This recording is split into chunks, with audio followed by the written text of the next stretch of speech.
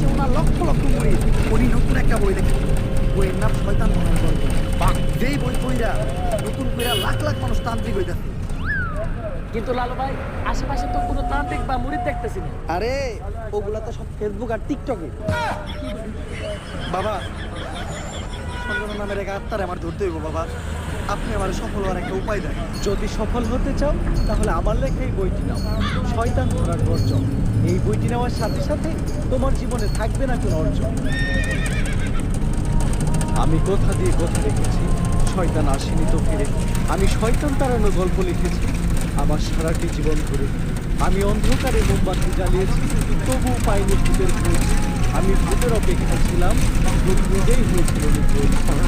শয়তান ধরার গর্জন, পৃষ্ঠা নাম্বার ৪৪।